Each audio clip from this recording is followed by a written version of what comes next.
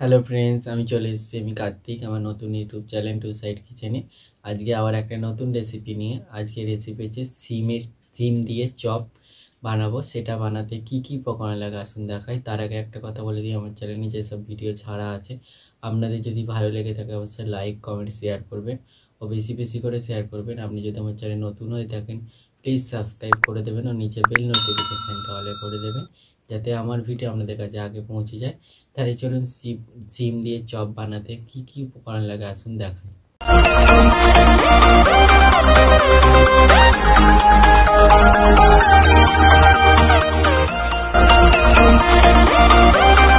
চলুন তাহলে সিম দিয়ে চপ বানানোর রেসিপিটা কি কি উপকরণ লাগে দেখিয়ে দেবো। তার আগে একটা কথা বলে দিই, ভিডিওটা প্রথম থেকে শেষ অবধি দেখার অনুরোধ রইল।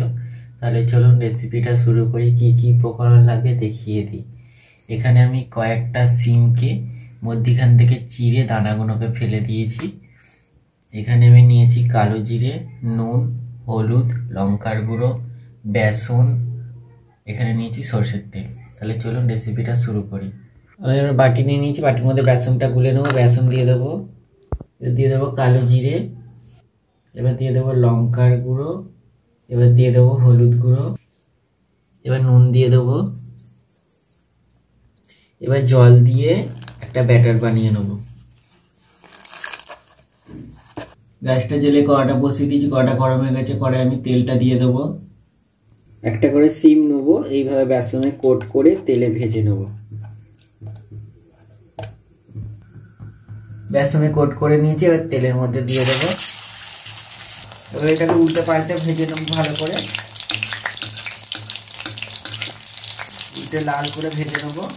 দেখুন এটা ভেজে নিয়েছি লাল করে, এটাকে নামিয়ে এইভাবে সবগুলো ভেজে নেব। দেখুন আমার সিম দিয়ে চপ রেসিপিটা রেডি হয়ে গেছে। এই রেসিপিটা যদি আপনাদের ভালো লেগে থাকে অবশ্যই লাইক কমেন্ট শেয়ার করবেন ও বেশি বেশি করে শেয়ার করবেন। আর প্লিজ সাবস্ক্রাইব করে দেবেন, আমাদের পাশে থাকবেন। চলুন তাহলে দেখা হচ্ছে নেক্সট ভিডিওতে। এরকম নিত্য নতুন ভিডিও পাওয়ার জন্য আমাদের চ্যানেলটাকে অবশ্যই সাবস্ক্রাইব করবেন, আমাদের পাশে থাকবেন। চলুন তাহলে দেখা হচ্ছে নেক্সট ভিডিওতে।